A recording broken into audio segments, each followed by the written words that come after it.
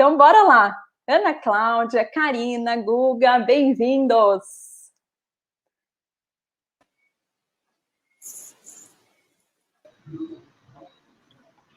Olá, boa noite. Oi, boa noite, boa noite. Que máximo, excelente. Boa noite, gente. Bem-vindos. Vou deixar vocês se apresentarem, vocês falarem sobre o que vocês vêm fazendo por aqui, e daí a gente já entra na conversa. Ana, pode começar aí. Combinado. Bom, primeiro de tudo, agradeço imensamente, né, a oportunidade de estar aqui com vocês, de poder estar com esse grupo de RH incrível, como o Marco falou, no sábado, e você também, Lilian, feriado, enfim, né? É um desafio poder estar usufruindo cada vez mais dos conteúdos importantes do RH e é uma honra estar aqui contribuindo. Bom, meu nome é Ana Cláudia Freire, eu já tenho 30 anos de experiência em RH, em diferentes empresas, portes, segmentos, enfim, né, nacionais, multinacionais, pequenas, médias, grandes. Com esse número de anos de jornada, deu para dar uma variada boa. E, bom, então, na posição de Head RH, muitas vezes, né, a minha grande contribuição foi provocar a organização. Esse sempre foi o meu lugar, um lugar de pioneira, de poder estar realmente cutucando aí, né, a alta liderança para as iniciativas, para uma escuta ativa, não só dos colaboradores, mas do que está no mercado, para a gente poder transformar essas organizações, como o Marco estava falando, e você, Lira, num ambiente mais humanizado e num ambiente onde realmente a gente consiga fazer a diferença, não só para as pessoas que fazem parte da organização, mas na comunidade, enfim, no entorno que ela habita. Hoje eu acabei também com uma sócia, iniciando um projeto paralelo ao meu trabalho profissional. Hoje eu estou na IBM, ocupo a posição de Head de Talent, né, executiva de Talent para uma linha de negócio chamada Global Business Services, e lidero o time de Latam, são 8 países, que é um desafio grande também, e por conta dessa minha trajetória toda, eu acabei decidindo, junto com uma sócia, iniciar um projeto paralelo, que é um projeto voltado para mulheres 40 mais, 50 mais, e aí tem todo um porquê que um dia eu explico, mas o nome dele se chama Mentore-se, sigam no Instagram, é um legado, aí, né, dentro dessa linha de fazer a diferença para o humano, para além das organizações, é o meu legado aí também para o meu lugar de fala. Muito obrigada. Legal. Ana, você sabe o quanto que eu sou sua fã, né? A Ana Cláudia, a gente se conheceu no mercado de trabalho no Rio de Janeiro, estava fazendo um benchmarking, e a Ana Cláudia é uma dessas pessoas que, assim, eu liguei, queria muito saber, né, naquele momento sobre programas de liderança, e ela sempre conduziu muitos programas, eu estava responsável por um programa numa empresa que eu estava trabalhando, a gente trabalhava pertinho, né, e aí logo depois do meu horário eu fui lá, e a Ana simplesmente me deu 2 horas de aula sensacional sobre toda a trajetória, um benchmark incrível, e desde então a gente não se desgrudou, ela é minha, eu virei fã, né, minha guru dentro do RH, que eu realmente admiro muito. Bom, pessoal, Karina, desculpa só te cortar um pouquinho, mas a gente vê o quanto vai estar difícil para o Guga nesse painel, né, Guga? Porque assim, daí a Ana, depois disso tudo ainda, deu aula para os nossos alunos de RHBP e ainda nem mandei para aula o tanto de elogio que tem da aula, né, Ana? Então, assim, quem é aluno nosso de RHBP já conhece a Ana. Ai, que bom! Da Ana. Então, que legal. chega com o fã-clube, todo mundo já com as bandeirinhas levantadas. Viu, Ai, Guga? que delícia! Tá bom, vamos lá. Eu e Karina estamos em casa, mas a gente tem um coração mega grande que cabe Guga e muitos outros. Com certeza. Fantástica, como sempre, né? Não só uma profissional, mas uma pessoa incrível. Mas, enfim, deixa eu parar de babar aqui a Ana, que eu adoro.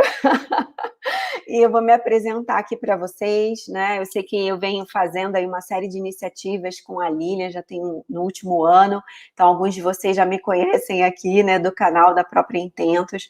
Eu sou Karina Rodrigues, sou carioca, mas hoje moro aqui no interior de São Paulo, atuo dentro da área de recursos humanos há cerca de 15 anos, Tive aí um período de 1 ano e meio empreendendo, atuando como consultora, professora, adoro dar aula hoje eu dou aula em alguns MBAs, né, adoro passar conhecimento, transmitir, trocar, principalmente aprender, porque eu sempre aprendo muito, e conhecer pessoas incríveis. Hoje eu estou atuando numa empresa como HRBP, né, até a minha gestora que mais cedo apareceu aqui para vocês, a Letícia, até brinquei que eu estava com as minhas 2 chefes aqui ao vivo, né, porque a Lília, a gente continua trabalhando juntas, não como consultora em empresas, mas eu continuo aqui facilitando os cursos, alguns cursos da Intentos, né, e estou em paralelo nesse projeto. Acabou que eu me encantei, aí rolou uma química com esse cliente, e hoje eu estou dentro, né, como HRBP. Falando um pouquinho aqui do tema, né, que a gente vai entrar já, mas hoje eu vejo que o que mais me encantou nesse projeto foi justamente a transformação que a empresa está passando, né, uma empresa que é uma startup que está se reestruturando e passando por um processo de scale-up. A gente já está presente em mais de 5 países e estamos ainda iniciando novos negócios, né, em mais alguns países. Então, hoje, está apoiando esse negócio, está no dia a dia, está nessas discussões, está sendo muito enriquecedor e eu amo esse papel de HRBP. Então, é isso, pessoal, só aproveitando também para contar essa história para quem está aqui também ao vivo, que não está entendendo, cadê a Karina?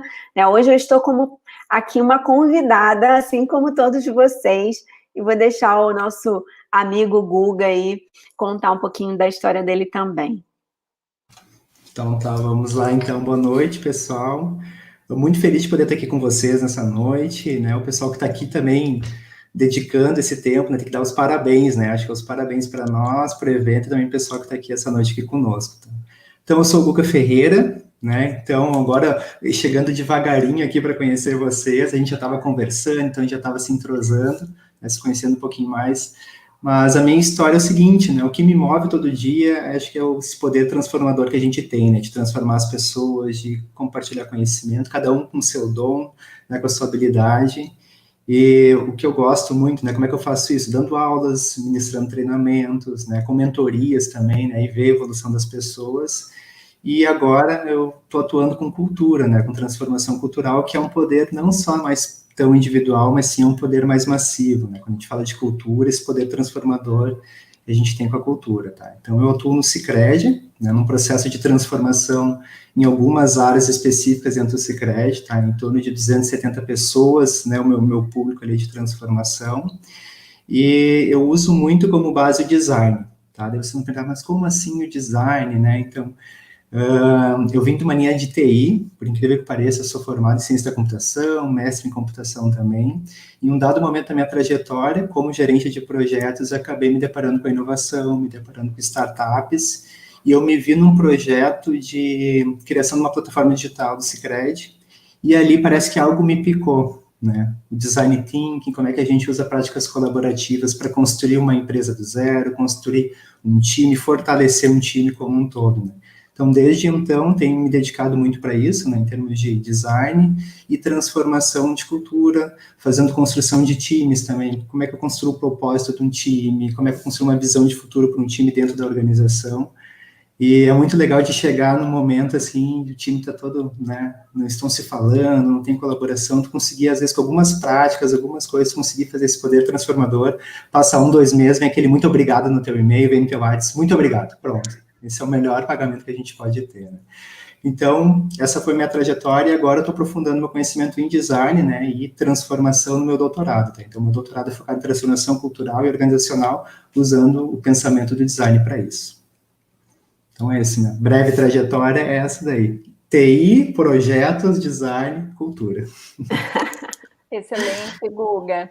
Bom, eu vou deixar vocês conversando, né? A Karina é da casa, então ela fica aí na condução. Eu volto daqui a pouquinho para as perguntas do pessoal e para fazer o fechamento com vocês. Então, bom bate-papo aí. Estou aqui nos bastidores ouvindo vocês. Nossa, e eu tô super mega acompanhada, né, com esses 2 feras aqui. Bom, pessoal, boa noite aí a todos. Depois da gente ter se apresentado, vou iniciar aqui um pouquinho alinhando tentar, né, trazer um pouco de tudo que a gente ouviu aqui nesse dia incrível. Eu pude acompanhar um pouco de cada participação, de cada palestra, e realmente eu vi o quanto que o fio condutor de todas as falas foi a parte, né, das transformações. A gente, desde o começo, né, da primeira palestra, a própria Lilian falando sobre o RH estratégico, depois as meninas, né, falando, né, a Ingrid, a Letícia, falando principalmente dessas transformações para esse apoio do C-Level, dessa parte também do RH se posicionando. Falamos sobre employer branding, tecnologia no RH, teve toda a parte de diversidade, que é algo muito importante, que está sendo aberto cada vez mais, essa fala, né, esse poder de fala dentro das organizações, dentro da nossa sociedade como um todo, né? Tivemos vários cases também sobre design thinking, sobre essa parte também de design dentro do RH, e o Marco Ornelas, que é fantástico também, aí comentando. A Lilian vai fazer esse aparato, mas eu achei importante só a gente revisar o quanto que em todas as falas, né, de todos os profissionais fantásticos que passaram aqui hoje, a gente observa a importância cada vez mais do profissional que atua com gente gestão, e eu digo aqui até não RH, né, gente gestão, porque a gente vê aí o Guga, eu achei incrível, o Guga vir de TI, a gente tem vários profissionais que a gente já trouxe aqui, que vieram de outras áreas, e gente, a gente tem que parar de achar que RH tem que ser o detentor de todo o saber dentro de uma organização específica sobre gestão de pessoas. Eu ainda vejo, né, eu vi a fala da Ingrid, algumas falas aqui também, alguns RHs adotando, né, essa postura do homem da capa preta, que ainda tem aquele conhecimento e que o gestor faz tudo errado, e não é assim que funciona. E esse é o primeiro ponto que eu queria trazer para a gente poder falar sobre cultura e transformação. Todos dentro de uma organização, eles são responsáveis por, né, transformar, por fomentar e sustentar a cultura organizacional, né? E até para a gente alinhar aqui um pouco, né, o que é cultura organizacional? Quando a gente fala sobre cultura, a gente, né, isso, inclusive a gente observa dentro das culturas na própria sociedade, a gente está falando de um conjunto de comportamento, né, dentro de um grupo, dentro de uma instituição, dentro daquele ambiente. E quando a gente fala sobre a cultura organizacional, a gente precisa justamente olhar, não, né, eu já vi alguns profissionais, inclusive, falar, cultura é missão, visão, valores, e não é o que está escrito no site, né, antigamente era na parede, né, não é isso, é a gente entender o que, de fato, esse grupo, né, ele sustenta, ele se comporta, ele compartilha os valores, de fato, eles vão estar norteando, né, toda a base, né, da cultura organizacional, mas muitas vezes o que a empresa deseja não é necessariamente o que está sendo praticado, principalmente quando a gente está falando de transformação. E esse ponto, eu acho que é a linha condutora de todas as falas que a gente viu aqui hoje, porque hoje a nossa sociedade está passando por uma grande transformação, né, com esse impacto da pandemia, que impactou nossos hábitos, a nossa rotina, os nossos comportamentos, e, consequentemente, sim, impactou o nosso trabalho. Então, a gente precisa olhar o ser de forma integral, o que os nossos trabalhadores, os nossos funcionários tiveram de impacto na vida deles, e a gente está falando de luto, de mudança de rotina, de impacto na nossa liberdade de ir e vir, né, o que o Marco Ornelas acabou de comentar. A gente não está ainda adotando um home office efetivamente, estamos sendo obrigados a trabalhar com certas limitações em função de uma pandemia, né, e a gente está ainda reagindo a isso. Algumas empresas estão mais avançadas em algumas práticas para o Anywhere Office, né, como foi colocado aqui, né, mas não são todas, algumas estão reagindo, inclusive provavelmente não vão se transformar após, né, uma retomada ou não, né, porque a gente ainda não sabe como vai ser também o próprio comportamento dentro da nossa sociedade nos próximos anos. A gente terminou o ano de 2020 com uma perspectiva um pouco mais otimista e o 2021 está nos surpreendendo de forma bem impactante, negativa ainda. Né? Não sabemos, se tem uma coisa que a gente precisa aqui despir, é que a gente não sabe o que vai acontecer, e eu acho que isso tudo nos leva a uma reflexão, não só para o nosso comportamento na nossa comunidade. Eu costumo dizer que o RH é como se fosse um gestor, né, dessa comunidade, assim como todos os líderes também. A gente até já usou uma analogia, eu e Lília, em outros eventos, que é como se o RH ele fosse um dos responsáveis por, como a gente vê em alguns líderes de algumas comunidades, né, que tem ali um líder que vai ter a fala, né, dessa comunidade, poder orientar, dar algumas diretrizes, mas não é ele quem vai fazer com que essa comunidade, né, se comporte. Então, quando a gente fala de cultura organizacional, apesar de ser um tema que o RH, sim, está sempre inserido, eu achei ótimo, eu estou doida para ouvir o Guga logo mais, né, porque, assim, eu já vi muitos profissionais, né, estudarem e aplicarem e serem gestores da cultura, serem embaixadores da cultura, que não são RH. Né? O RH ele não deve assumir esse papel sozinho e muito menos o embaixador principal. Né? A cultura ela começa pelos líderes principais, e a gente está falando dos executivos, precisa ser compartilhado sim, pelos líderes, principalmente não a fala, mas a prática, né? E só vai ser sustentado se esse grupo, que são os empregados, sustentarem isso. Porque eu também já vi empresas tentando fazer transformações culturais e o grupo simplesmente não adotar isso, né? Então, o grupo dar as diretrizes da cultura. Então, assim, para não trazer aqui muitas questões polêmicas, estou só introduzindo aqui um pouco do tema, queria muito ouvir você, Guga, Ana, que tem aí também um estudo incrível, uma prática incrível nesse tema.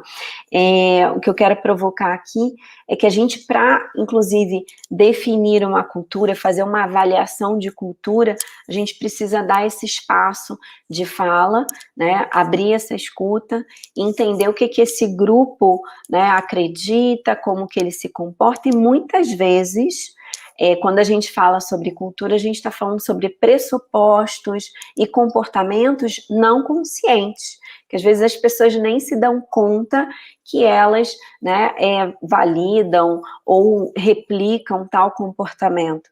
E aí é importante a gente estudar análise de grupo, comportamento grupal, como que isso funciona, como que é esse funcionamento dentro de um ambiente. A gente sabe que existem subculturas também, né, e isso tudo que a gente está vivenciando, né, das transformações aí dos negócios e principalmente da nossa sociedade, sim, vai impactar a cultura dentro dos ambientes, dentro das organizações.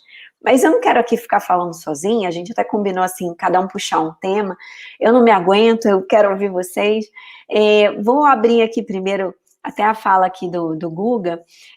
Guga, o que você acredita, né, principalmente, né, que a gente precisa analisar quando for avaliar, por exemplo, uma cultura? Você como especialista de cultura, né, quando a gente vai avaliar um grupo, né, que fatores, o que... A gente não combinou essa pergunta, né, Guga? Você fica à vontade, inclusive. Obrigado.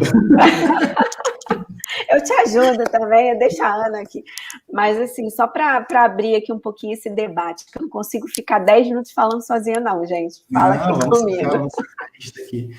Não, essa é uma questão bem importante quando a gente fala, né, como é que a gente analisa a cultura, o que a gente quer dessa cultura, como a gente define, como a gente... Então, tem vários aspectos que a gente tem que considerar, né? Acho que tem primeiro que a gente falou dos pressupostos, né? A gente acha que, vou botar os valores da empresa na parede, vou botar minha cor nova, um logo, vou organizar, ela estruturalmente já reflete a cultura? Não.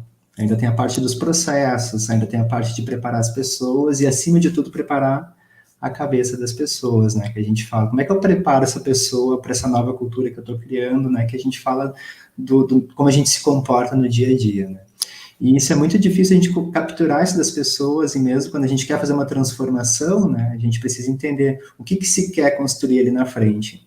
Eu vi alguns movimentos de transformação, eu quero transformar. Então, tá, aqui eu quero transformar minha cultura, quero mudar minha organização, mas por que tu quer transformar? Não, porque tá todo mundo transformando, tá, mas aonde que tu quer chegar? Qual é o teu objetivo? O que tu espera na frente? Qual é a tua essência? Vamos resgatar a essência da tua empresa primeiro, para a gente poder compartilhar isso com as pessoas, os colaboradores entenderem. Claro que vai estar na parede, que nem a gente falou, né? Mas, acima de tudo, aquilo ali tem que se refletir na prática, né? Se eu falo, então, que é transparência, então eu quero transparência no dia a dia, nos meus processos. Se eu falo que é colaboração, então eu quero ver colaboração no meu dia a dia, isso tem que se refletir na prática também. Mas, acima de tudo, o que eu quero, qual é a minha essência, e tentar olhar esse viés de cultura lá na frente, né? Então eu quero mudar minha empresa, mas eu tenho um destino, sei onde é que eu quero, tá? Mas para mim chegar onde eu quero, eu tenho que entender a minha situação atual, e aí vem, né, tentar entender com os colaboradores, com a autogestão, e uma coisa que eu acredito e que eu vou defender, e estou defendendo na minha tese, que não existe um top-down, vamos mudar a cultura, muda tudo, vem de cima para baixo, e também nem só de baixo para cima, porque em algum momento eu chego numa restrição. Mas como é que eu consigo achar o melhor dos dois mundos, né? Então, a parte cultural e o direcionamento vindo de cima, vindo da alta direção, mas também quem está no dia a dia consegue sugerir ideias, ações que vão conduzir de uma forma melhor, mais agradável como um todo, né? Mas então tem que tentar entender onde se quer chegar acima de tudo, né? Entender como é que a gente está, como é que estão os colaboradores, e tentar fazer essa união, essa construção colaborativa, que eu acredito muito, que lá na frente vai ter resultado, né? Se vem só de cima, vem só de baixo, em algum momento trava, mas se eu consigo juntar, né, as pessoas em cima disso, é legal. Até nas construções que eu fiz, eu já me deparei, né, em alguns momentos, a gente vai fazer uma construção colaborativa, ok. Então, eu gostaria do presidente e gostaria do estagiário junto numa mesma agenda. Mas o presidente, mas o diretor, mas é isso que vai fazer a diferença. Né? A gente está todo mundo no mesmo nível para fazer essa construção, é assim que se cria essa cultura, assim que se cria esse movimento como um todo, né? Então, uma questão muito importante que eu acredito. Você trouxe um ponto bem importante que eu acredito muito, que é esse alinhamento de valores que não são só definidos pela organização, mas que precisam estar alinhados com os valores desse grupo, né, desses indivíduos, né? E, enfim, eu acredito muito nisso também, né? Não é só a base sozinha, não é só a liderança também sozinha, precisa estar principalmente alinhado a essa direção, né? Essa direção que a organização quer atingir, e principalmente ao que as pessoas vão acreditar juntos, né? Vão se comportar juntos. Queria aproveitar aí também aqui, puxar a Ana, né, para ela entrar aqui nesse debate, daqui a pouco eu já dou a palavra aí para o Guga, mas Ana, o que você acredita que são esses, como que a gente encontra esse balanço, né, já ia falar em esse balanço aí dos valores organizacionais, individuais? Eu queria até, antes de responder a sua pergunta, Karina, falar um pouquinho dessa minha perspectiva sobre cultura, até por conta de tudo que eu já vivi nas organizações, né? Ótimo. Queria colocar a minha percepção. Eu gosto muito de usar, né, a antropologia cultural como referência, né? Gosto muito, porque eu acho que a antropologia cultural, embora ela não fale das organizações, mas ela traz uma perspectiva bem interessante quando a gente faz um depara. Ela fala muito da cultura como construção de mitos, ritos e heróis. E quando a gente olha e faz esse depara, esses heróis, claro, sem essa visão hollywoodiana, né, de filme de super-homem, né, disso que a gente está falando, Mas quando a antropologia cultural está falando desses heróis, ela está falando das referências, né? Quem são as referências dentro de um todo, né? Que é uma sociedade, que é um conjunto de pessoas integradas por um senso de pertencer e por um interesse comum. Essas referências são esses heróis que a antropologia cultural fala. E esses mitos e ritos são exatamente isso que vocês estavam falando da prática, né? Porque se eu tenho um gestor, e eu acho a alta liderança, eu também acho que não é uma questão top-down, mas eu acho que a liderança é sim decisiva. Porque a liderança, ela inspira o comportamento dos demais. Se eu sou um alto líder dentro de uma organização e eu chego todo dia na organização e não dou bom dia para ninguém, isso passa uma mensagem. Se tá o aniversário da minha secretária e eu sequer cumprimento ela, isso passa uma mensagem. Se eu vejo, igual o Marcos Ornelas falou na live dele, né, na sessão dele anterior, se tem uma pessoa com uma situação, como ele contou, né, um surto que a menina deu, e não tem essa humanidade de se posicionar ali, e se colocar também como humano e tentar mediar, isso também passa uma mensagem. Imagina no exemplo que o Marco deu, a alta liderança ignorar e simplesmente, por favor, chama um bombeiro, tira essa pessoa daqui. Não é verdade? Isso também passa uma mensagem. Então, de uma visão muito prática, eu acho que a liderança ela tem um papel fundamental. Entendo a questão da colaboração, acho que a partir da liderança a gente consegue, inclusive, estruturar, eu diria, um projeto de transformação. Eu acredito muito numa fase 1 de um projeto de transformação cultural, que é olhar-se no espelho. É você fazer um grande levantamento do que é a sua cultura, o que você acha que é, com os líderes da organização, com um focus group, e depois você contrapor isso com o que realmente se apresenta em uma pesquisa, enfim, na metodologia que você quiser utilizar. E comparar esses dois. O que eu estou me propondo a ser e o que eu sou? A partir desse diagnóstico, dessa contraposição, ou dessa equivalência, dessa convergência, eu realmente entender se eu estou passando a mensagem que eu quero passar ou não. E a partir daí fazer escolhas do arquétipo. Qual arquétipo eu quero seguir?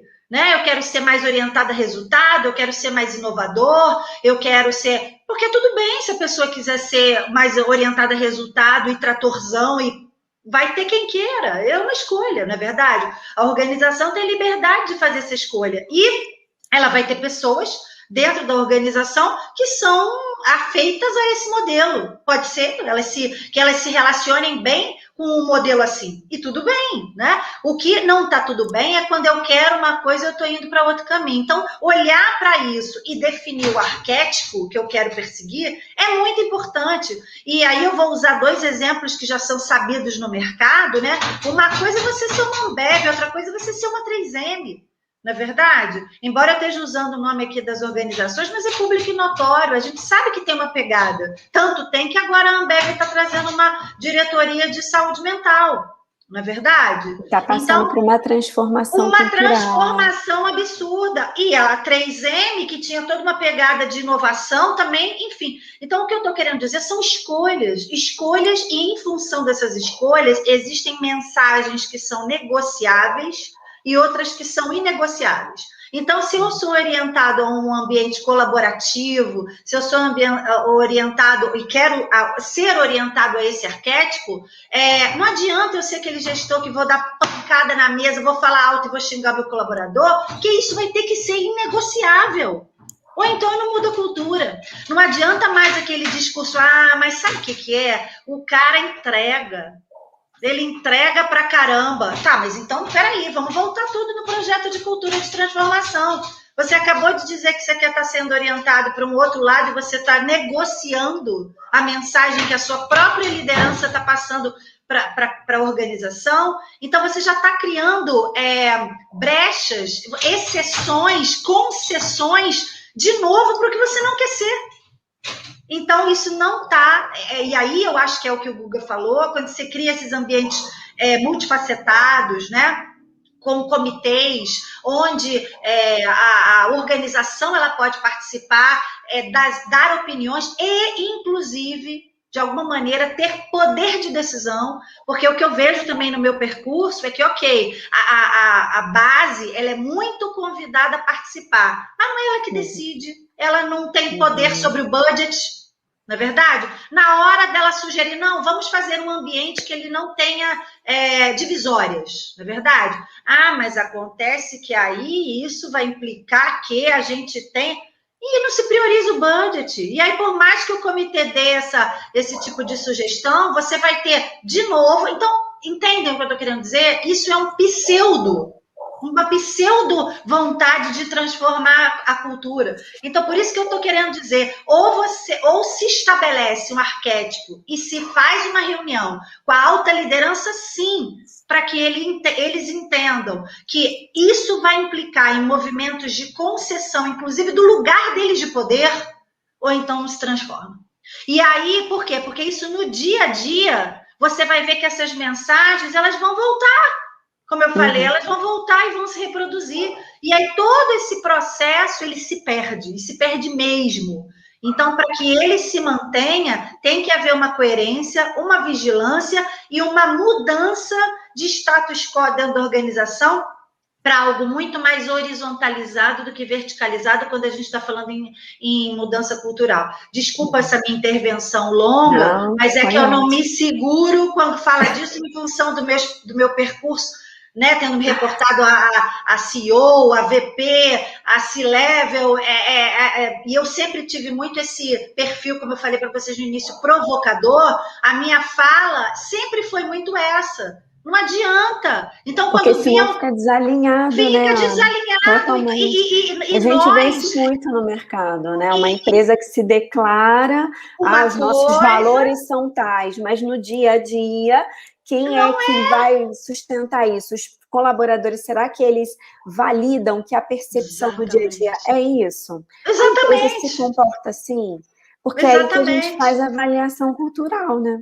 E aí que você vai ver isso chegando na sua pergunta depois desse caminho de 200 quilômetros, que é assim, aí que você vai ver, mas é que era importante para chegar nessa coisa dos valores. Sim. Aí que você vai ver o quão esses valores que a gente está falando aqui, uma empresa orientada em valores, ela está sendo coerente com o que ela objetivou, coerente com o que ela se propôs, porque senão essas incoerências, elas são muito danosas para uma cultura, elas são danosas para a retenção de pessoas, elas são danosas para o ambiente nutritivo, porque o contraponto de um ambiente tóxico é um ambiente nutritivo, não é verdade? Então, se a gente não tem essa vigilância, e é preciso vigilância, né? Uma vigilância sobre essas mensagens, essa prática, esses ritos e mitos, né? Que eu estava dizendo lá da antropologia cultural, como que eles aparecem no seu dia a dia, se perde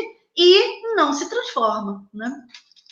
Eu achei muito importante isso que você colocou, Ana, eu corroboro 100% com a tua fala, né, porque uma das formas de você também avaliar a cultura não é observando somente os valores desejados, né, e tampouco os valores que são compartilhados no dia a dia, mas nos valores que são compartilhados no dia a dia e que geralmente eles se refletem em alguns rituais, né, esses ritos, né, e aí a gente tem que observar, até o Guga comentou dessas práticas, né, o RH, na minha opinião, ele vai ser um embaixador, né, tendo esse olhar, observando essas práticas, e não como um vigilante, um X9, como alguns RHs instituem, mas é você observar, será que o meu processo, ele realmente corrobora com essa prática? Será que eu não consigo, aos poucos, implementar um ritual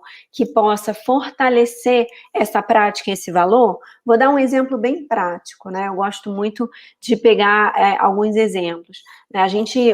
Você acabou de citar aí algumas empresas que estão passando por transformações, né, culturais. Então, dentro do RH, o que eu posso fazer que pode corroborar ou não com esses valores que estão sendo transformados dentro de uma organização?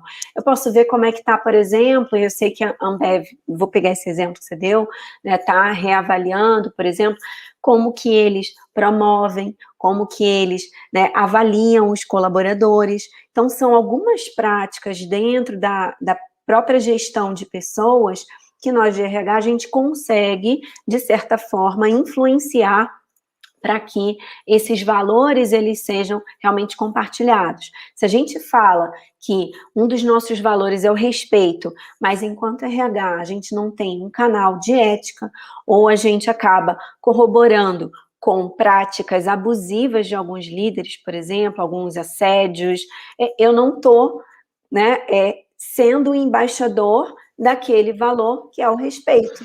Então, Exatamente. a gente precisa observar muito essa questão da prática, do comportamento desse grupo e como que, enquanto RH, eu consigo influenciar, né, e principalmente desenvolver os líderes para que eles possam realmente instituir aí e validar e reforçar essa cultura desejada. Mas eu vou dar agora a minha fala para o Guga, e eu queria até endereçar para ele uma questão, né, que é justamente todas essas transformações que a gente vem observando, e entre elas o que mais foi falado aqui ao longo do dia de hoje é o próprio trabalho remoto, né, o quanto que a gente vê as transformações no próprio formato de trabalho, uma série de influências que a gente vem observando das mudanças e das transformações na nossa sociedade que está impactando, inclusive, a forma de fazer negócio, né? E uma dessas formas, né, a gente vai depois falar sobre a liderança, mas uma dessas formas é dentro da própria organização. O que está mudando, provavelmente, né, a forma como essa empresa está conduzindo os negócios através das pessoas nesse novo modelo, né, nessas mudanças que a gente vem observando. Enfim, então, assim, a pergunta que eu faço, assim, quais são os grandes desafios, né, que os negócios vêm enfrentando, de maneira geral? Eu sei que o Guga fala muito e apoia muito, né, o desenvolvimento de negócio, até por essa formação de design, né, e que vai linkar muito com o que o Marco acabou de falar, esse design organizacional, né, por conta dessas mudanças. Guga, vou deixar você conduzir. Sim. São vários desafios, né? A gente está vivendo vários desafios, vários momentos aí que a gente para refletir, né? O que a gente está vivendo. O primeiro ponto, assim, que eu queria trazer é prontidão à mudança, né? O quanto a gente está pronto para mudar, porque a gente ouviu várias palestras, não estou dizendo hoje, mas no passado, os que não se adaptar não vão sobreviver, a gente tem que ter adaptação, mas muitos talvez não estavam no ponto certo de prontidão para a mudança. Estou pronto para a minha adaptação. Né? Então, a gente passou por algumas crises, está passando por transformações, a gente caiu nesse contexto, né, que agora a gente está trabalhando de casa, possibilitando até a gente poder fazer esse evento aqui, cada um na sua casa, que eu acho sensacional. Mas imagina algumas empresas que talvez estavam meses, ou quem sabe até anos, estruturando um modelo de trabalho home office, vendo práticas trabalhistas, jurídico, melhor formato, saúde do colaborador em casa, não sei o quê, e tentando fazer aquele projeto e nunca dava certo, e simplesmente em 2, 3 semanas a gente teve que estruturar isso. Aquelas que estavam prontas para mudança, aquelas que já faziam, ok, tinha algumas que já estavam bastante prontas e se adaptaram, outras nem tanto, né? E essa prontidão vai acontecer sempre. Talvez a gente está vivendo agora, daqui a um tempo vai estar tudo bem, eu tenho certeza que vai estar tudo bem, mas vai vir um outro contexto, pode ser econômico, pode ser do dólar, pode ser o mercado, né? Não teve greve dos caminhoneiros que impactou um monte de coisa, teve crise nos Estados Unidos que impactou um monte de coisa. Cada vez é uma mudança diferente. Como que a gente está lidando com isso? Como que as nossas estruturas são flexíveis a ponto de se adaptar em um determinado momento? Né? Então, muitas vezes a gente está numa estrutura muito rígida, cheia de preconceitos, de questões enraizadas na gente que a gente não quer mudar, e quando acontece esse cenário a gente acaba mudando. Será que a gente não tem a opção em alguns momentos a gente ser mais flexível, estar pronto para mudar, ou quem sabe experimentar coisas novas, né? Começar a testar coisas novas? E acho que um dos desafios, pensando em termos de organização, quanto eu sou flexível, eu consigo ter margem de manobra, eu não estou com minhas práticas em algum momento muito enraizada que eu não consigo mudar praticamente nada, tá? Então, é bem importante isso, né? E esse cenário, espero que muitas empresas aprendam com isso que a gente está vivendo, né? Então, como é que a gente consegue se preparar e fazer isso? Isso conecta com um ponto relacionado com cultura que eu queria trazer, que no momento que a gente passa por uma crise, a gente passa por esse momento que a gente está vivendo, um outro grande desafio, como é que a gente consegue não parar com essas iniciativas que privilegiam os colaboradores, que a gente, né, de conexão, né, porque eu me lembrei do livro do Um Jeito Harvard de Ser Feliz, que teve um momento que teve a crise, né, e aí ele fala de felicidade, daí as empresas tudo quebrando, né, limpa nas empresas, e ele tinha que ir lá dar palestras, tinha que ir lá falar sobre felicidade. Teve empresas que desistiram, empresas que não queriam, não, parem com essas práticas e vamos focar no negócio, vamos agora estruturar nossa empresa. Em contrapartida, tinha empresas que entenderam que aquilo era importante, que era o momento mais importante de eu manter movimentos de cultura, de estar perto dos colaboradores. E são essas que, com certeza, seguiram e deram certo. E nesse momento que a gente está vendo, quantas iniciativas será que não pararam, talvez para a empresa não estar indo bem, por estar em crise, né? E não, vamos segurar um pouquinho, não vamos fazer agora esse negócio de cultura aí que tu está fazendo, Gu, essa transformação, esses teus eventos, sabe? Que às vezes sou assim, nesses teus eventinhos, vamos parar um pouquinho. Mas não, é justamente o contrário, é nessa hora que eu tenho que fortalecer, né? É nessa hora que a gente tem que continuar. Quando veio a pandemia, a gente estava bem no meio da nossa transformação, a gente já estava um ano de movimento, e a gente foi para casa, eu e minha colega, e daí a gente ficou pensando, tá, como é que a gente faz uma transformação de casa, só conectado aqui, né? E a gente se lembrou muito do Titanic, lembra do Titanic, os violinistas, que o barco estava indo, e eles não paravam, tocando violino. Eu disse para ela o seguinte, Edna, vamos seguir, a gente tem que continuar tocando violino, e a gente tem que agora botar a cabeça a pensar, e vamos fazer coisa diferente, vamos criar pontos de conexão com os colaboradores, pontos de diálogo, vamos trazer conteúdo para se preparar eles nesse momento, vamos continuar algumas iniciativas, vamos adaptar outras, mas a gente não pode parar. Aí foi, seguiu, e agora sim, a gente se adaptou. Mas é como que a gente não para, né? Como que a gente não para as iniciativas nesse momento que eu acho que é fundamental, é mais importante. Mas é interessante essa fala, Guga, vou só fazer um comentário aqui, porque, inclusive, nas próprias teorias, até nas pesquisas, a gente observa que o momento de fazer transformação cultural, né, melhores, eu digo assim, melhores não, mas mais propícios para você conseguir efetivamente fazer uma transformação cultural, é numa crise, é numa mudança de sucessor, né, é numa mudança de comportamento. E minha opinião, não sei você aí, o que você está vivenciando, é que eu vejo até que essa pandemia e toda essa mudança está fazendo com que as empresas deem mais valor à cultura organizacional. Você vê isso, você consegue observar isso, ou você no início você percebeu uma maior resistência frente a esse seu projeto na sua empresa? Não, fortaleceu, mas não estou dizendo que em todos os casos. No meu caso, fortaleceu. Agora entendi. É mais importante. Mas, por exemplo, eu tinha eventos para dar palestra e disse, não, cancela a palestra, vamos parar que a gente não está bem. Eu disse, não, agora que é a hora de eu fazer uma sensibilização. Ah, tá, em outras empresas, entendi. Outras empresas, não, no meu contexto, não. No meu contexto, adaptem-se e sigam. Como que vocês conseguem seguir? Mudem as iniciativas, mudem as cerimônias, os ritos, né, e vamos seguir. Então, no meu contexto, sim, mas eu estou dizendo fora porque eu tinha uma palestra, não, a gente não quer mais, não, aqui a gente vai segurar um pouquinho que a gente não está bem. Não, agora que não está bem, que é para continuar, gente, vocês não estão entendendo, né?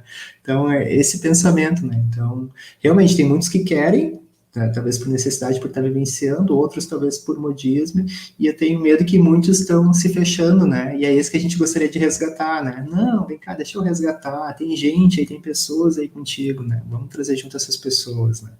Então, acho que isso é bem, bem importante, e o que a gente acaba usando, tá, e a gente tem usado muito como métricas, como medir, como é que a gente tem alguma métrica que diz que a gente está melhorando, que a gente está mudando, e eu vejo que também um desafio é isso, né, como é que consegue medir que a gente está fazendo uma transformação, né? Então, a gente tem acompanhado muito, né, a felicidade do colaborador. Ah, mas como é que eu meço felicidade? Pergunte para a pessoa, pergunte. vamos medir reconhecimento. Mas como é que a gente mede reconhecimento? Quantos aumentos eu dei? Não é aumento nem promoção. Pergunta se a pessoa se sentiu reconhecida. Simples assim. Às vezes ela se sente reconhecida por estar num grande projeto, num desafio, por participar de um evento. Então, a gente começa a perguntar para as pessoas, a gente vê os números evoluindo, a gente vê que tem um número que cai, então, então preciso fazer uma iniciativa nova para subir esse número novamente. Mas acho que a medição ela é importante nessa condução, né, para a gente conseguir saber que a gente está transformando, porque a gente fala em transformação cultural, o reflexo efetivo, maior benefício, ele vem lá no final, né? Ele não vem no primeiro. A primeira iniciativa, às vezes, o começo é muito energia, muito legal, estamos mudando, mas no meio do caminho, às vezes a gente, né, dá uma baixada e os números eles servem para dar esse norte, para dar essa orientação. Né? Então, acho que eu vejo isso, esse poder de adaptação, esse tentar não parar acima de tudo e como é que a gente consegue medir esse meu processo até para a gente levar isso até para a autodireção, né, para o CEO. Então, a gente está mudando, a gente está evoluindo, estão aqui nossos números e talvez não só uma vez por ano, uma vez a cada 2 anos. Como é que eu consigo ter métricas mais próximas, né, para mostrar essa minha escadinha aí que eu estou evoluindo em termos de transformação, que os colaboradores estão vendo isso também, né, não adianta eu fazer um monte de coisa, eles também não estão vendo. Exato, perfeito, muito legal. Ana, e como que você acredita que é o papel da liderança nessa transformação cultural? Eu estava ouvindo o Guga falar e aqui eu estava pensando também, né, quando ele estava fazendo a analogia do RH e os violinistas lá do Titanic, eu fiquei lembrando de uma série de situações que eu já passei de turnaround, de fusão e aquisição, né, empresas onde a minha empresa foi comprada por um grupo americano, e aí eu era o RH, fiquei até apagar a luz, até eu mesma me demitir, porque não tinha lugar mais para mim, né? Ia vir o RH da empresa que me comprou. Então, eu acho que a gente também precisa olhar para a gente como, digamos assim, o que eu quero dizer é o nosso repertório, né? A nossa grande bagagem como RH de momentos de desafio que a gente já viveu. É claro que nada se iguala ao momento da pandemia, mas o que eu estou querendo dizer é a gente tem no nosso baú de repertório também como alavancar esse momento, como lidar com esse momento, com práticas simples, como o Guga falou, que tem a ver com aproximação, que tem a ver com escuta ativa dos colaboradores, para manter a moral, para manter enfim, um ambiente saudável, como eu falei, nutritivo e não tóxico, com transparência. Eu acredito muito na transparência, eu acredito muito num processo de comunicação que conta completamente a verdade, né? Como aconteceu em processos, como eu dei o exemplo de turnaround, fusão e aquisição, né? Onde vários CEOs, eu mesmo recomendei falar, escreve um e-mail, diz, olha gente, a gente está passando por uma situação assim, assim, sim, é tudo novo, para mim também, se humaniza, não é verdade? E isso torna tudo mais legítimo junto aos colaboradores e faz com que a gente consiga ter esse engajamento, ou pelo menos a gente consegue com que todos estejam na mesma página sobre os passos que se estão dando agora e que se vão dar depois, que podem até nem ser sabidos por todos, mas pelo menos ter essa abertura para falar disso, né? A gente fala muito de significado, dar o significado, né? Exato. E eu acho que esse significado vem também por meio dessa coerência, dessa transparência, de dizer, olha, quando a gente estava falando de mudança, de transformação cultural, inclusive isso, olha, gente, a gente quer muito transformar, mas temos muitos desafios aqui, não é simples, a gente conta com vocês para começar. Eu acredito muito nesse modelo de transparência e de abertura, né, de comunicação e de canal aberto com os colaboradores para que realmente isso se dê de uma maneira mais fluida, né? E aí, pegando o gancho com o que você estava dizendo, eu acredito no papel da liderança como sendo, eu já falei, né, o grande articulador de qualquer transformação e mudança, porque vem deles, né? Vem delas, deles, enfim, desse corpo diretivo, né? Por isso o nome é até corpo diretivo, essa mensagem, né, sobre transformação, que vem da prática, que vem das atitudes do dia a dia. Então, por exemplo, uma das coisas que eu tenho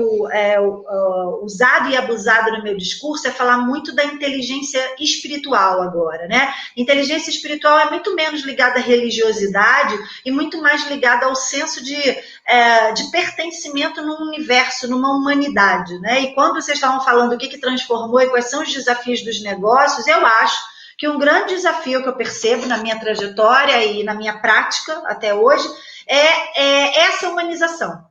É a humanização dos negócios, eu fazer esse equilíbrio, né, que você estava falando de balance, é isso, entre o que eu tenho que buscar e que eu tenho que gerar para o acionista e o que eu tenho, obviamente, que também humanizar nas minhas relações.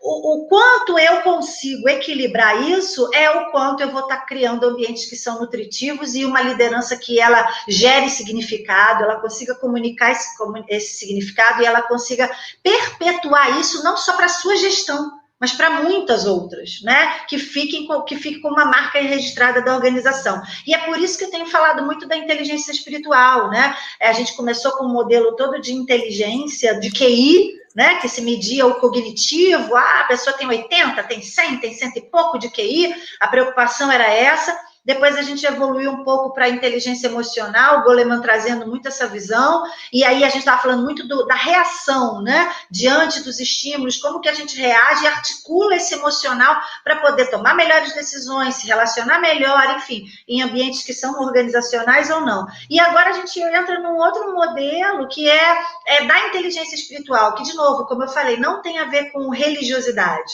tem a ver com esse senso de um organismo vivo, né? Eu faço parte de um todo maior, que é a Terra, que é o universo, né? E o que acontece aqui tem impacto lá, e o que eu faço na minha empresa e nas comunidades que eu atuo afeta vários.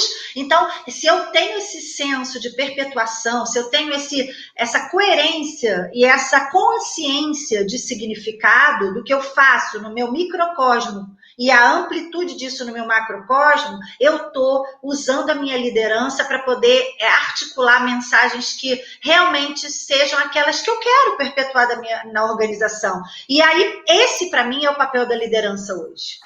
O papel da liderança é prover esse tipo de conexão entre o que o colaborador está fazendo, entre o que ele está fazendo como líder e esse senso de humanidade que vai para muitos, né? E isso, a Dana Zohar tem um livro maravilhoso que é o Coeficiente Spiritual, e que ela fala sobre esse ponto, né, da inteligência espiritual, que tem a ver com intuição, tem a ver com criatividade, tem a ver com essa possibilidade de expansão de negócios. E aí, se você consegue entender isso, você está ampliando, expandindo a sua consciência sobre o seu fazer, como líder, como colaborador, e se você, como líder, consegue entender isso e consegue transmitir, você tem a transformação, você tem uma outra organização, um outro patamar, que com um outro tipo de impacto, não só para dentro, como para fora.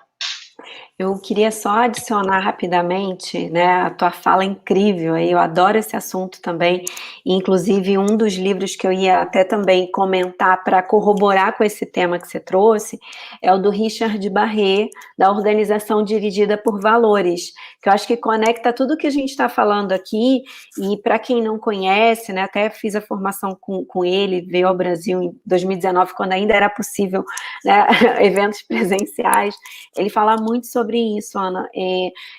Ele tem, inclusive, até um diagnóstico cultural, onde ele também avalia, né, os valores individuais, os valores organizacionais, e ele traz, né, numa pirâmide de Maslow um pouco transformada, que ele transforma num prisma, e que a partir desse meio, né, ele inclusive vai para o coletivo. Não tem como hoje a gente pensar em organizações, né, que não tenham esse propósito na nossa comunidade. Por que de repente o tema ESG está tão recorrente, né, tão usual? As empresas, elas precisam falar sobre sustentabilidade, né, o impacto no meio ambiente, para trazer significado para as pessoas que cada vez mais querem fazer parte de uma comunidade que impacte não só ali aquela comunidade dentro da organização, mas toda a sociedade. Então, assim, foi só essa forma que eu encontrei, talvez, de conectar tudo que a gente falou, que eu achei que foi incrível, a gente nem combinou, mas, assim, o Guga trouxe aspectos super importantes, né, de como observar esses valores no dia a dia, essa prática, como diagnosticar, como ouvir as pessoas. A Ana traz, né, como que o líder, ele vai trazer essa conexão e como que a gente vai alinhar tudo isso com os valores individuais, com os organizacionais, para poder realmente transformar a cultura nas organizações. Teve algumas perguntas aqui, mas eu vou deixar a Lilian aí conduzir, já que ela chegou aqui, a chefe chegou, deixa que ela traz aqui as perguntas para a gente responder. Falando em chefe, é isso, né, gente? Karina tá lascada, que 2 chefes aqui hoje tem pergunta da Letícia, então vamos lá. E a Big Boss. Ai, gente, chefe de tudo quanto é lado nesse canto, né? E isso também é bacana, né? Deixa eu só, eu vou colocar a pergunta aqui da Letícia, mas também trazendo até esse ponto, né? O quanto a gente tem que abrir, se transformar enquanto profissionais, enquanto RH, enquanto organizações, inclusive para entender esses novos modelos de trabalho, né, Karina? Porque a Karina estava aqui com a gente em consultoria, foi atender a Headpoint enquanto cliente de consultoria, recebeu um convite tudo costurado entre nós todos para ela ir para lá, era o melhor para todo mundo, ela foi para lá, e muita gente questionando, né, Karina? Nossa, mas você mudou de novo? Mas o que aconteceu? Mas vocês brigaram? Você brigou com a Lilian? Mas agora você vai para lá, você não faz mais isso, porque muitos esses modelos engessados, inclusive, que a gente tem na mentalidade. Então, se você está fazendo isso, você só faz isso. Se você está aqui, você só pode aquilo. Mas o quanto a gente está aberto também para entender que a gente é muito mais, como é o caso da própria Ana Cláudia também, que eu falo, Ana Cláudia, que é da IBM, mas também é do Mentores, está sempre com a gente em outras iniciativas, participa de um monte de coisas por aí. A gente não é só um cargo, um crachá. A gente tem tanta coisa que a gente pode fazer, e muitas vezes é a gente mesmo que está limitando, e a gente está deixando a empresa limitar todos os colaboradores que estão ali dentro.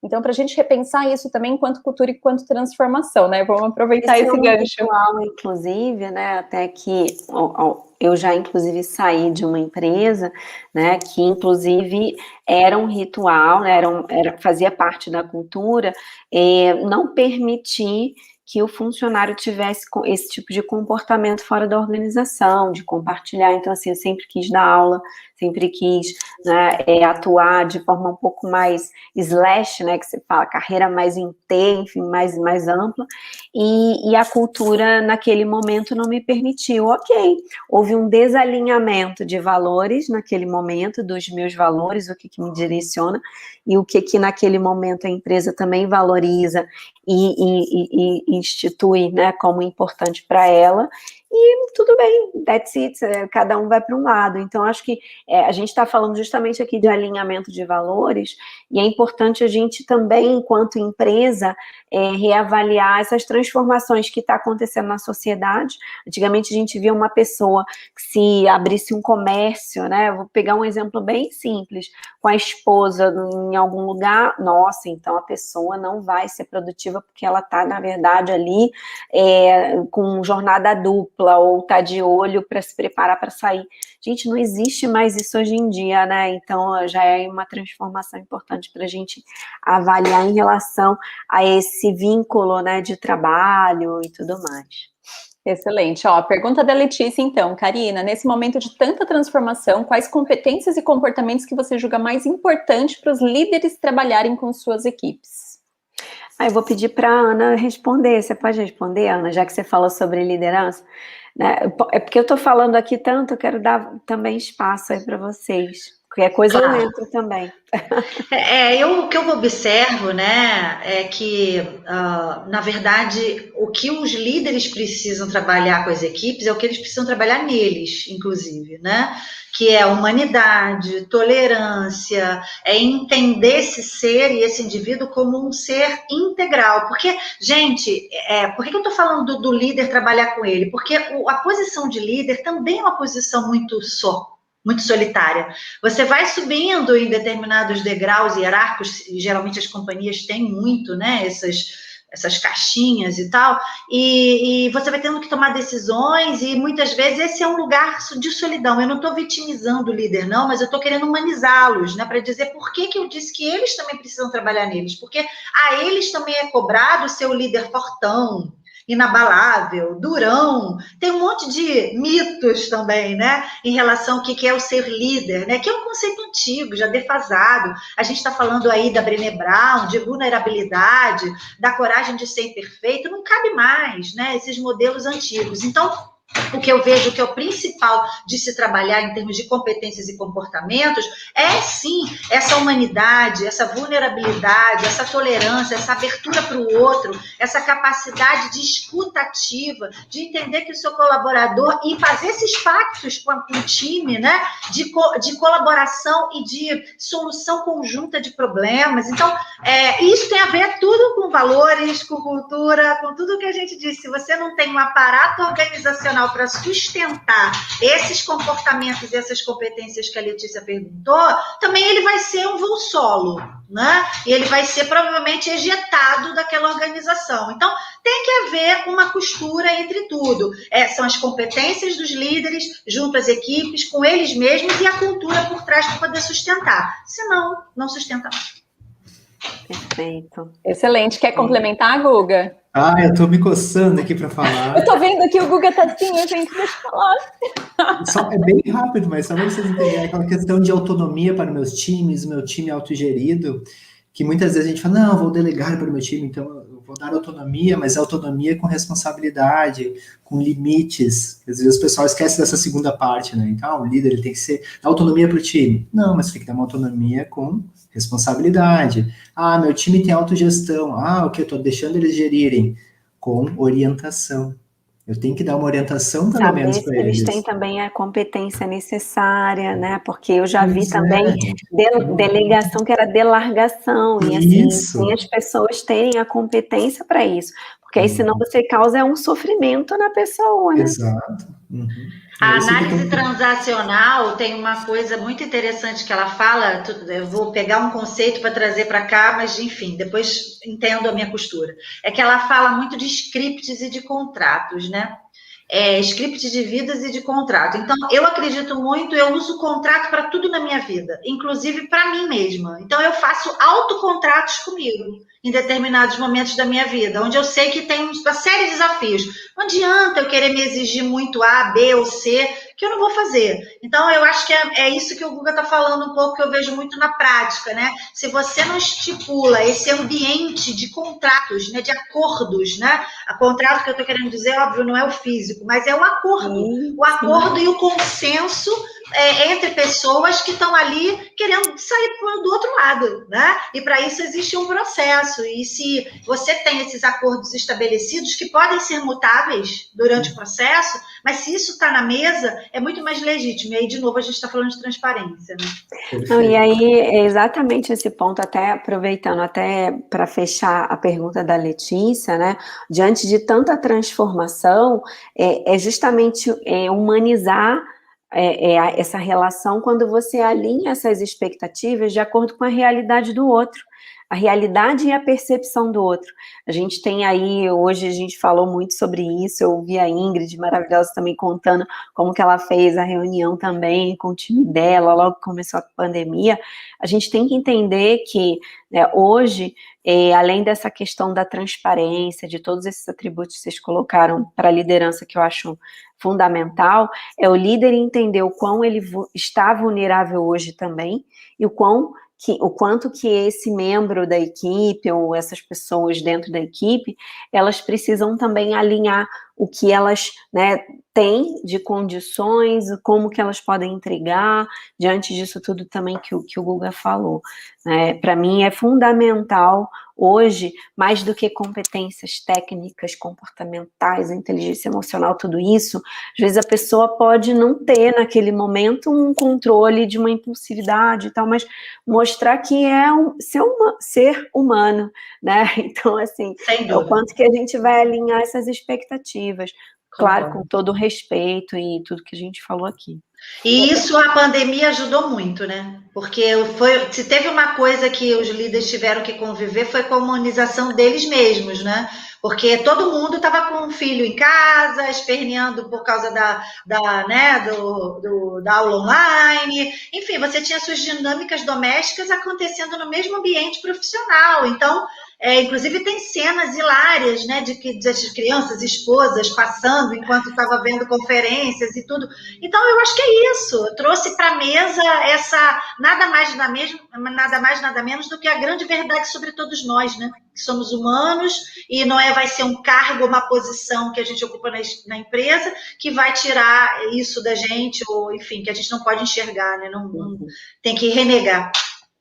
Isso aí. Eu vou deixar aqui como dica para o pessoal, a gente tem feito essa sugestão para as empresas, que é exatamente esse tema que foi desse painel aqui de fechamento, que é transformações, cultura, propósito, que as empresas criem comitês para discutir esse tema, que traga, o RH pode ser o protagonista disso, pode liderar esse movimento, mas trazer os líderes para dentro dessa discussão e que tenha uma pauta mensal, discutindo as intenções, aonde a gente quer chegar, as ações, o que está acontecendo, como que a gente comunica isso, inclusive daí toda essa questão das competências, do que a gente precisa desenvolver, elas vão surgindo naturalmente dessas próprias reuniões, dessas próprias discussões que vão acontecendo dentro de um comitê, com eles envolvidos e entendendo, a gente está falando de propósito e cultura, qual que é o propósito deles estarem envolvidos com isso, porque em muitas empresas a gente ainda vê isso como isso é problema lá do RH. E isso não é problema do RH. Isso pode ser puxado pelo RH. Mas se a gente não tem esse envolvimento direto de alta gestão, a gente não conecta todos os outros temas que a gente falou hoje. A gente não vai trazer dentro dessa discussão de propósito e cultura a questão da diversidade, a questão da jornada do colaborador, a questão do que a gente enxerga como certo ou errado dentro da nossa organização, as questões éticas e por aí vai.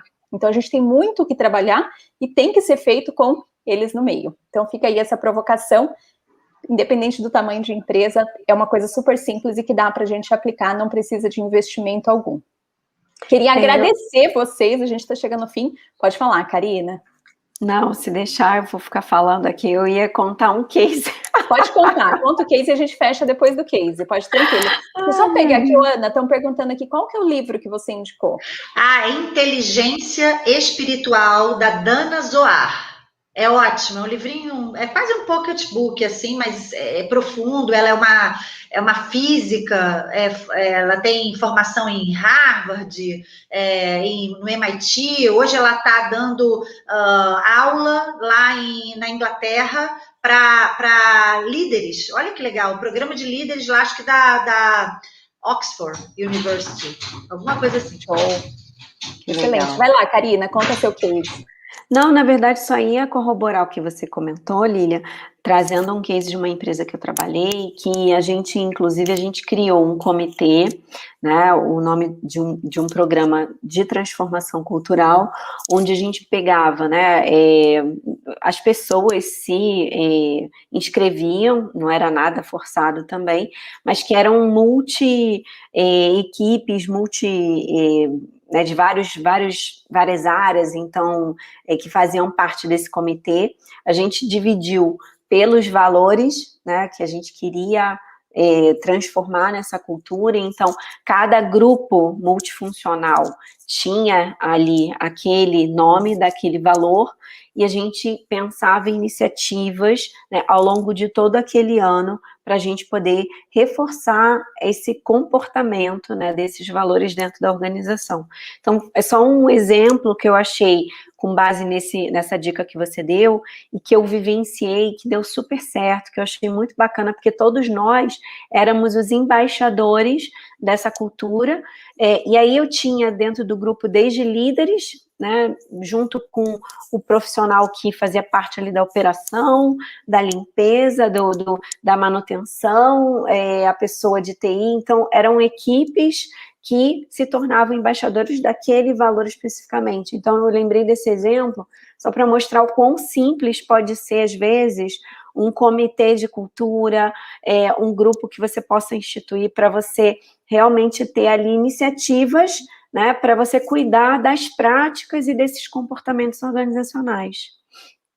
Eu posso fazer uma contribuição também? Claro. Que eu e Karina juntas é difícil no mesmo painel. Da próxima vez vocês separem a gente, não deixem, porque, enfim. Mas só por dizer o seguinte, eu estava ouvindo a Karina falar isso, e eu estava lembrando muitas vezes do meu assento em muitas, porque, gente, deixa eu voltar na didática da fala, só para construir, porque aí eu fico empolgada e eu tenho que ser sucinta.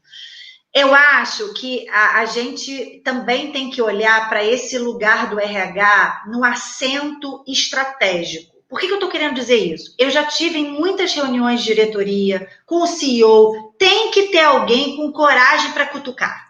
Em bom português é disso que a gente está falando. Então, assim como a gente tem um movimento no bottom line ou em toda a organização, a gente tem que ter, e é isso que eu digo para mim, que é um embaixador da cultura, mas é, na verdade, um articulador, um maestro, é alguém que está cutucando o prato, o violino, agora você tem que, né, quer dizer, porque senão a sinfonia ela vai desandar, né?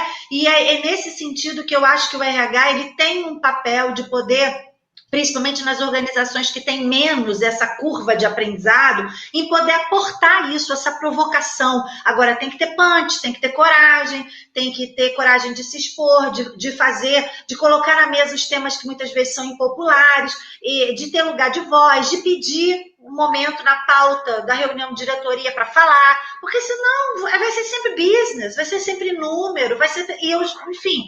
eu estou falando da vida real, a vida real é assim, né? E eu já sentei nesse lugar, e eu sei que se não tiver esse tipo de, eu diria até ousadia, os temas se perdem, porque nunca vai sobrar espaço para poder atuar, trabalhar e até debater, que é super importante para influenciar, para construir esse senso e essa conscientização sobre o que é importante. Você tem que ter espaço de influência. E esse espaço de influência ele vem também pela capacidade de você articular, de você trazer o seu ponto de vista, eu chamo isso de educar o interlocutor. Guga, não tem nenhum case, uma contribuição só para fechar, já que a gente ficou falando. Não, tô achando ótimo, para mim tá tudo bem. Pessoal, queria então aproveitar aqui e agradecer Ana Cláudia, agradecer a Karina, agradecer o Guga. Assim, é isso, eu falei que se deixar fica aqui até meia-noite, mas estamos aqui fechando com 9h12 de live. Nossa. Então, desde as 11 da manhã, agradecer vocês que estão aqui, mas agradecer quem está aqui, no chat, acompanhando, porque tem gente que está desde cedo aqui com a gente. Então, é fácil a gente que se propôs a fazer isso estar aqui, mas quem veio, acompanhou e está aqui anotando tudo, quem está pegando insight também, parabéns para vocês, gente. Arrasaram. Abri até para todos nós. Muito bom. Fechamos com chave de ouro, né, gente? Muito bom. Então, obrigada, Guga, obrigada, Ana, obrigada, Karina, mais uma vez. Obrigada a vocês que assistiram. Lembrando, gente, que tem uma votação rolando solta para ir lá e votar nos palestrantes, na palestra, no tema que você mais gostou, lá no Instagram. Então, corre lá. E depois tem mais materiais todos lá no nosso site, intentos.com.br. A gente sempre faz lives, vídeos, materiais, e a gente coloca tudo lá disponível para vocês. Inclusive, esse depois também sobe lá para o site. E mais para frente, assim que a gente voltar ao trabalho, semana que vem, a gente já disponibiliza. Gratidão, galera. Obrigada a vocês. E fechamos por aqui com chave de ouro. Obrigada, Lili, por essa honra de estar aqui com esses gigantes aqui. Obrigada, amigos, pela oportunidade de compartilhar. Sempre maravilhoso. Obrigadão. Foi um prazer estar aqui com vocês. Muito bom. Tchau, tchau. Valeu. Tchau.